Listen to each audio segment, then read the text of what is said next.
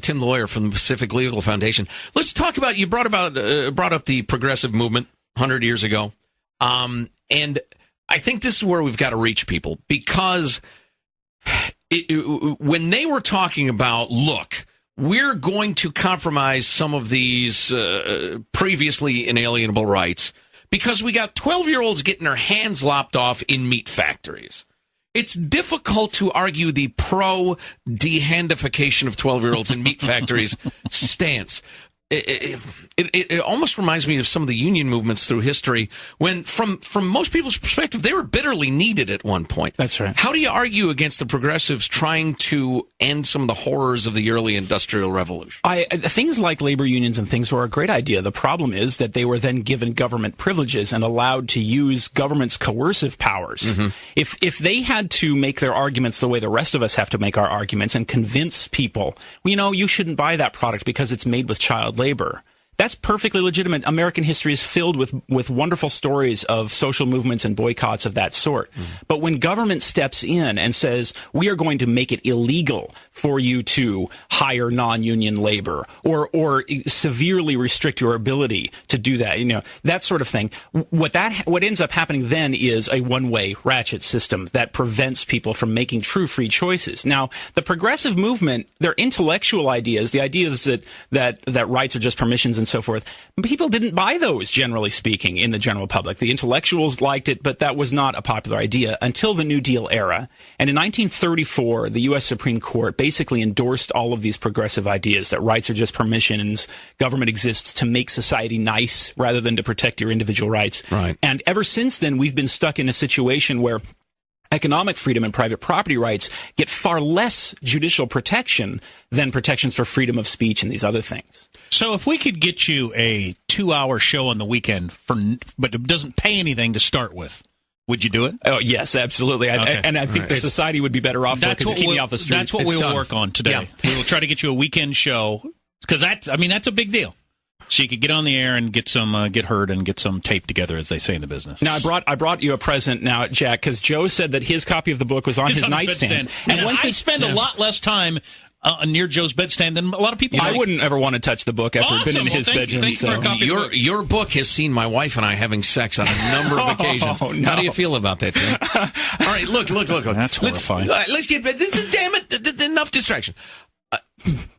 People like you and me, I'll let Jack speak for himself, are, according to the president, for instance, quote, radical. Oh, yeah, far in the extreme. We are trying to drag America backward in a way that is absolutely horrifying. You might as well be a Klansman or I don't know, a Johnny Reb fighting against the Union. And yet, historically speaking, the sway that those progressive ideas have held, fairly recent. 100 years, pshaw, 100 years, nothing.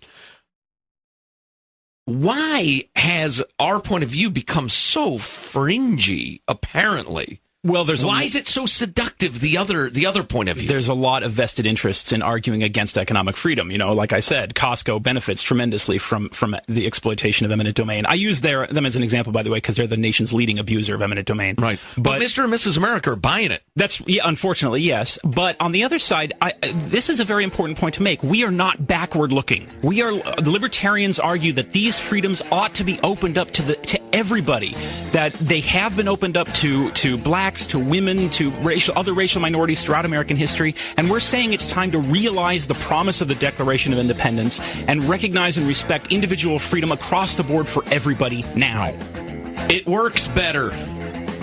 You gonna stick around for a little bit, or sure. Can we do that? That'd be cool. That'd be very cool. I'd be all for that. Tim Sandefur, he's the author of The Right to Earn a Living, Economic Freedom and the Law. More on the way. You're listening to the Armstrong and Getty Show.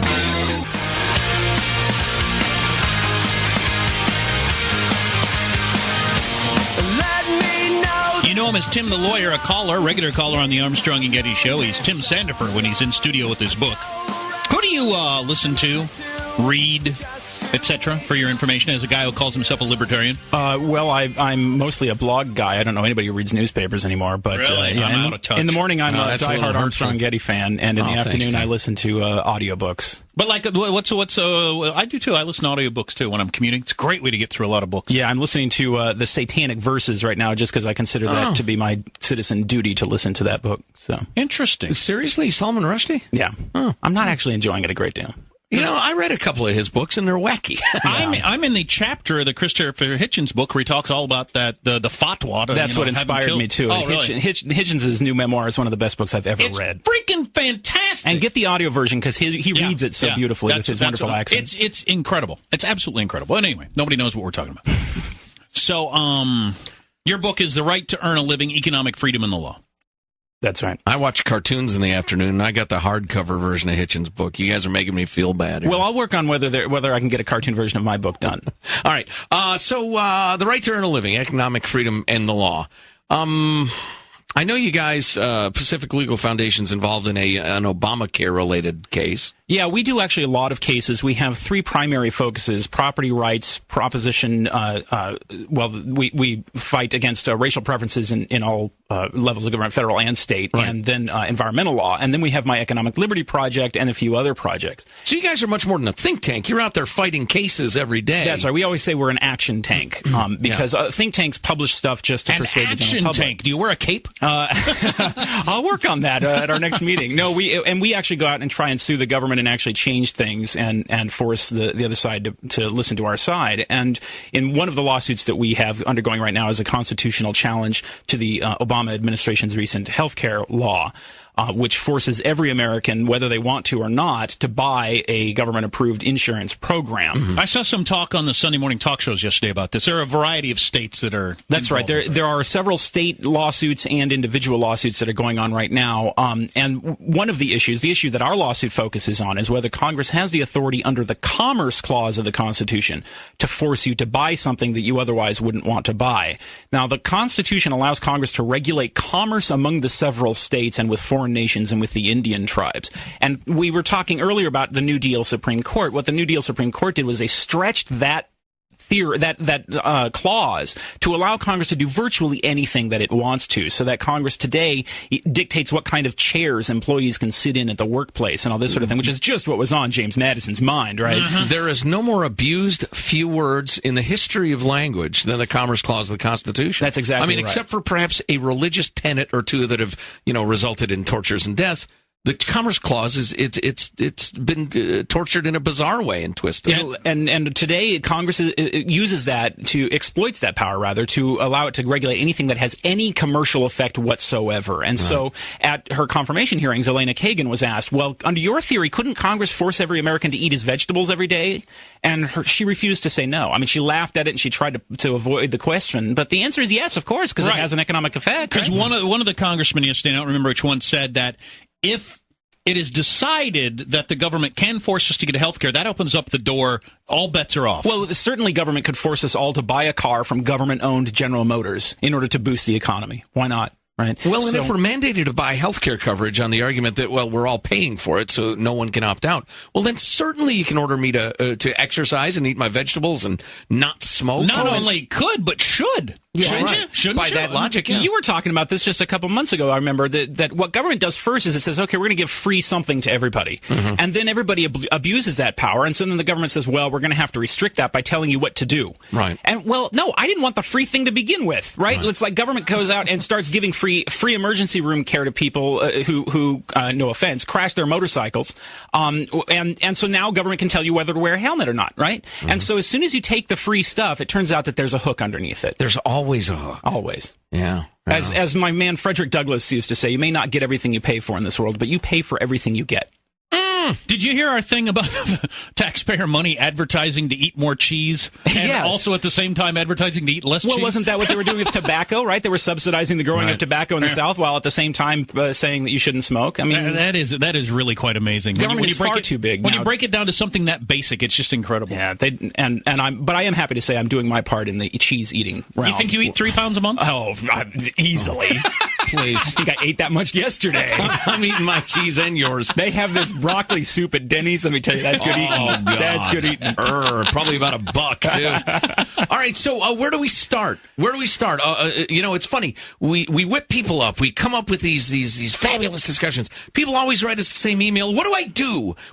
Because you're right, and I believe it, and I'm all fired up. Okay, so there are two things that people can do who believe in economic freedom, private property rights, and limited government. The first thing is they can donate large amounts of money to the Pacific Legal Foundation. Yes. You can find us on the web at pacificlegal.org. The second thing that you can do is talk about these ideas, learn about these ideas, read about these ideas. Don't let this rest. The progressive revolution took 50 years, of discussion over ideas and economics and philosophy. And, the Tea Party movement shows that there's a lot of resentment and anger at expanding government. But unfortunately, a lot of the members of the Tea Party movement don't explore these ideas as fully as they ought to, learn about what private property rights and individual freedom mean, and then teach these ideas. I know it sounds, I always thought it sounded lame when people would say, well, education is the only solution. But that's true. Mm-hmm. It really is. The Constitution of the United States is not a machine that will go of itself.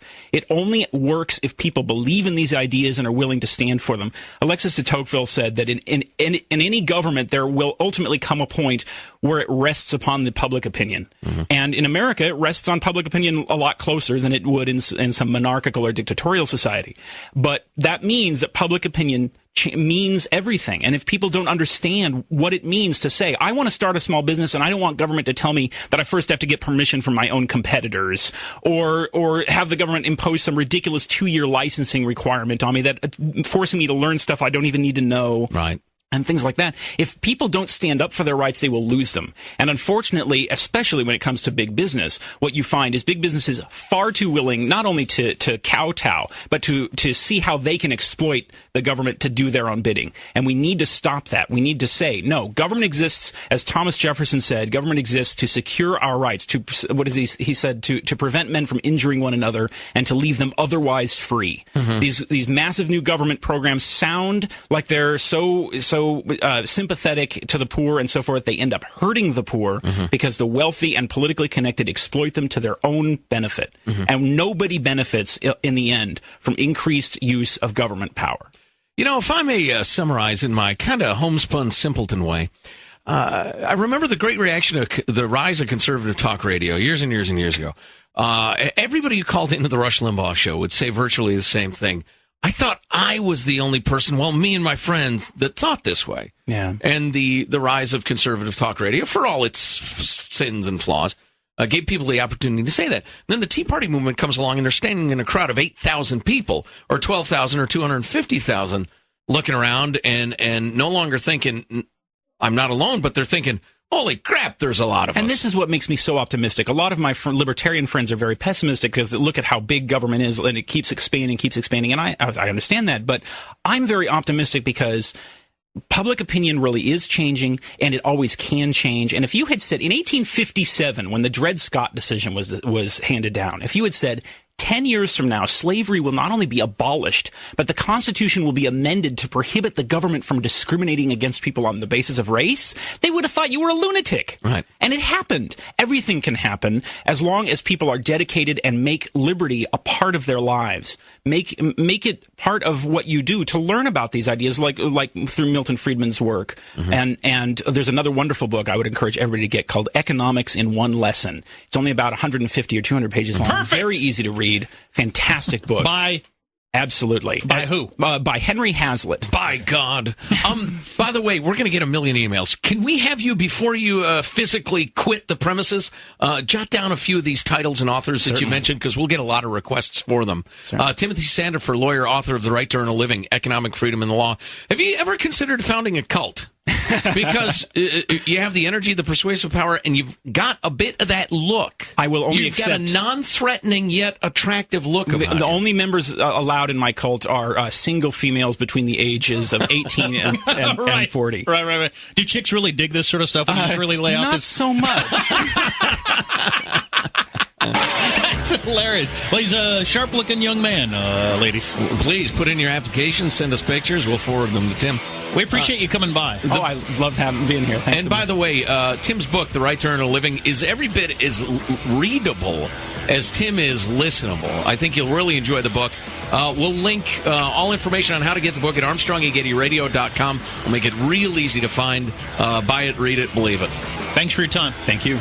You are listening to the Armstrong and Getty Show.